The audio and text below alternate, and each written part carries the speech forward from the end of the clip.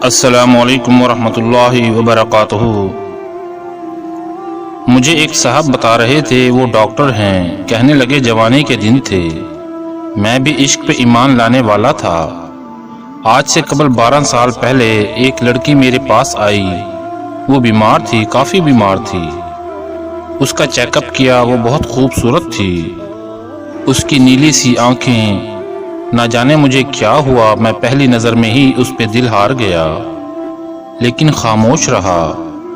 اس کا علاج جاری رہا، وہ بالکل ٹھیک ہو گئی۔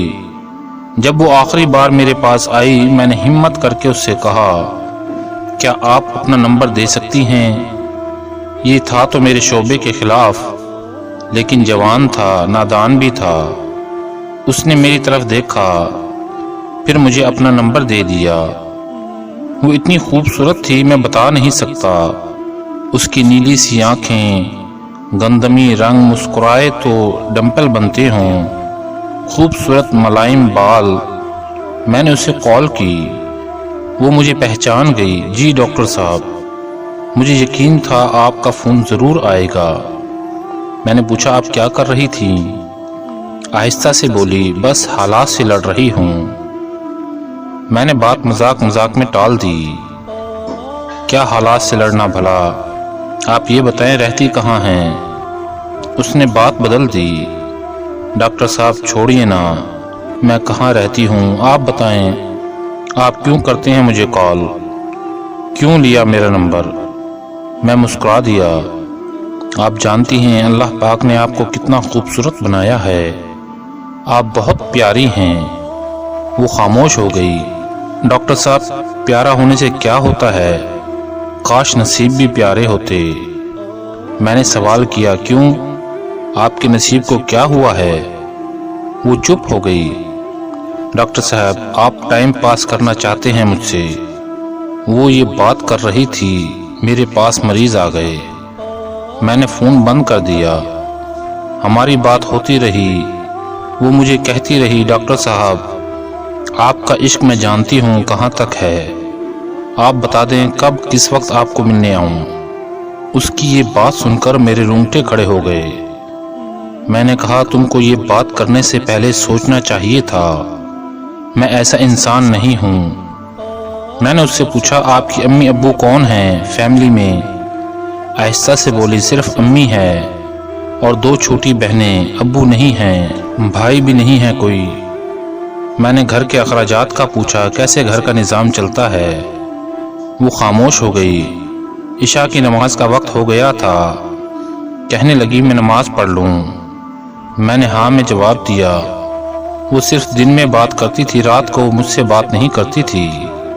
میں نے بہت بار کہا تھا رات کو بات کیا کرو، لیکن کہہ دیتی میں رات کو جلد سو جاتی ہوں، میں نہیں کر سکتی رات کو بات۔ خیر، ہماری بات کا سلسلہ چلتا رہا۔ 1 سال گزر گیا۔ میں نے اس سے شادی کرنے کا ارادہ کر رکھا تھا۔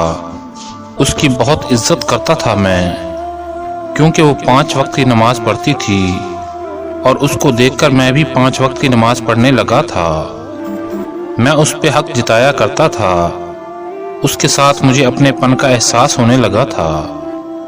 وہ مجھے کھانے کے وقت میسج کرتی، پیار سے کہتی، آپ نے کھانا کھایا؟ میں اگر کبھی کھانے سے لیٹ ہوں تو وہ مجھے ڈانٹنے لگتی، لیکن ہمیشہ وہ ایک بات کہتی تھی، ڈاکٹر ابرار، آپ بہت اچھے انسان ہیں۔ میں نماز پڑھ کر دعا کرتی ہوں، اللہ پاک آپ کو بہت اچھی ہم سفر عطا کرے۔ میں تڑپ کر اسے کہا کرتا، اے میری ہم سفر، بس آپ ہی ہیں، آپ سے شادی کروں گا۔ لیکن وہ زور سے ہنسنے لگی، نہیں ڈاکٹر صاحب، میں آپ کے قابل نہیں ہوں۔ وہ بات ادھوری چھوڑ جاتی۔ مجھے یاد ہے، میں اسے جتنا بھی ڈانٹتا، جتنا بھی کچھ کہتا، وہ غصہ نہ کرتی۔ میری ڈانٹ، میرا غصہ، میرا سخت لہجہ برداشت کر لیتی۔ ایک بار اس نے میرا فون نہ اٹھایا، میں نے اسے بہت ڈانٹا۔ وہ میری ڈانٹ سنتی رہی، پھر آہستہ سے بولی، ڈاکٹر صاحب، میں قربان آپ پہ، جتنا چاہے غصہ کر لیں، آپ کے قدموں سے لپٹ جاؤں گی۔ میں اس کی محبت پر مر مٹ جاتا تھا۔ گھر میں میری شادی کی بات ہونے لگی۔ میں نے امی ابو کو بتایا مجھے ایک لڑکی پسند ہے، مجھے بہت اچھی لگتی ہے، میں اسی سے شادی کروں گا۔ امی ابو نے بھی ہاں میں ہاں ملائی۔ ٹھیک ہے پتر، جیسے تم کہو زندگی تم نے گزارنی ہے۔ میں نے اپنی بہن بھائی امی سب کو ایمان کی تصویر دکھائی، سب کو بہت اچھی لگی، وہ تھی ہی بہت خوبصورت۔ میں بہت خوش تھا، سب کہہ رہے تھے جلدی سے ایمان کے گھر جائیں گے رشتہ لے کر۔ میں نے ایمان کو کال کی، ایمان اپنے گھر کا ایڈریس دیں، میرے امی ابو آپ کے رشتے کے لیے آ رہے ہیں۔ اس نے فون بند کر دیا۔ میں بار بار فون کرتا رہا لیکن اس نے نمبر بند کر دیا تھا۔ 5 دن گزر گئے، اس کا نمبر بند تھا۔ میں بہت پریشان تھا، اس نے کبھی اپنے گھر کا ایڈریس بھی نہیں دیا تھا۔ میں بہت اداس ہو گیا۔ میرے ایک قریبی دوست کی شادی تھی، مجھے بھی انوائٹ کیا۔ میں نہیں جانا چاہتا تھا لیکن انہوں نے ضد کی، مجھے جانا پڑا۔ وہ دوسرے شہر میں تھا، میں وہاں گیا۔ مجھے دوست کہنے لگے بہت بڑی کنجری بلوائی ہے، کیا ڈانس کرتی ہے، کیا ناچتی ہے، کیا کمال کا پیس ہے یار۔ میں تو ایمان کی یاد میں اداس تھا، وہ اچانک کہاں غائب ہو گئی۔ دوستوں کے ساتھ بیٹھا ہوا تھا، پروگرام شروع ہوا، سب سیٹیاں بجانے لگے، شور تھا، ایک میوزک شروع ہوا، کچھ لڑکیاں ناچتے ہوئے اسٹیج پر آئیں، میوزک بجنے لگا کہ ایک قیامت مجھ پہ گزری۔ میری نظر نے جو دیکھا مجھے مار گیا۔ میرے سامنے ایمان تھی، وہ ناچ رہی تھی، وہ ایک کنجری تھی۔ میں تڑپ گیا، اس کی نظر مجھ پہ پڑی، اس کے قدم رک گئے۔ میں نے اس کی جانب دیکھا، میرا جسم کانپنے لگا، میں ہار گیا۔ اس کی وجہ سے میں نے نماز شروع کی اور وہ خود ناچنے والی ہے۔ میں غصے سے پاگل ہو گیا۔ وہ اسٹیج سے اتری، میرے پاس آئی، کچھ کہنے لگی۔ میں نے زناٹے دار تھپڑ مار دیا اسے۔ وہ کچھ کہتی، میں نے ایک اور تھپڑ مار دیا۔ اس کی نظر جھک گئی، میں نے اسے دھکا دیا۔ سب ہماری طرف دیکھ رہے تھے، سب حیران تھے یہ کیا ہوا۔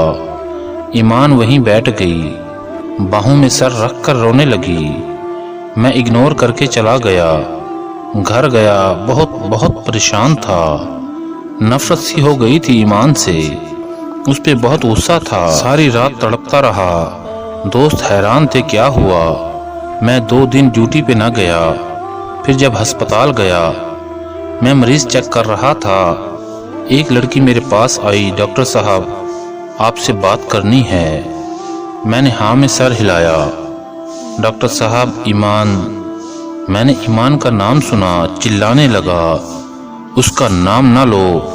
وہ لڑکی آہستہ سے بولی، ڈاکٹر صاحب بس ایک بار سن لیں، وہ بیچاری حالات سے ہاری ہوئی ہے، وہ گندی لڑکی نہیں ہے، وہ مجبور ہے، آپ بس ایک بار اس کے گھر آ کر دیکھ لیں، سب سمجھ جائیں گے۔ ایک بات کہوں ڈاکٹر صاحب، وہ آپ سے بہت پیار کرتی ہے لیکن خود کو آپ کے قابل نہیں سمجھتی تھی، ہر وقت آپ کی باتیں کرتی رہتی تھی، ہر وقت آپ کا ذکر کرتی۔ ایک بات بتاؤں، وہ بہت اچھی ہے، پلیز اسے سنبھال لیں، وہ تھک گئی زندگی سے لڑتے لڑتے۔ اس کی ماں کینسر کی مریضہ ہے، بہنیں چھوٹی ہیں، سکول پڑھتی ہیں، وہ عزت سے جینا چاہتی تھی لیکن زمانے نے اسے نوچ کھانا چاہا تھا۔ بس اس سے آگے کچھ نہ بولوں گی، میں کچھ نہیں کہوں گی، اسے معاف کر دینا۔ میں خاموش تھا۔ رات کو گھر آیا، بہت اداس تھا۔ ایمان کے گھر کا ایڈریس مجھے وہ لڑکی بتا گئی تھی۔ میں امی ابو کو ساتھ لیے دوسرے دن ایمان کے گھر چلا گیا۔ دروازے پر دستک دی، اس کی چھوٹی بہن نے دروازہ کھولا۔ ہم گھر میں داخل ہوئے، ایمان کی امی چارپائی پہ لیٹی ہوئی تھی۔ ہم پاس گئے، امی کھانستے ہوئے اٹھی، آپ لوگ؟ میں نے تعارف کروایا، میں ڈاکٹر ہوں۔ ایمان نماز پڑھ رہی تھی۔ ابو بات کرنے لگے، ہم آپ کی بیٹی کا رشتہ لینے آئے ہیں۔ ایمان نماز پڑھ کر آئی، مجھے دیکھ کر حیران تھی، ڈاکٹر آپ یہاں؟ میں ہلکا سا مسکرایا۔ میں نے کسی کو کچھ نہ بتایا تھا ایمان کیا کرتی ہے۔ ایمان نے مجھے بہت منع کیا۔ ابرار، میں اچھی لڑکی نہیں ہوں، میں مسکرا کر بولا، جس کی وجہ سے میں 5 وقت کا نمازی بن گیا۔ بھلا وہ کیسے اچھی نہیں ہو سکتی؟ حالات مجبوری کے تماشے ہیں۔ میری جان، آپ رزق کی خاطر ناچنے لگیں۔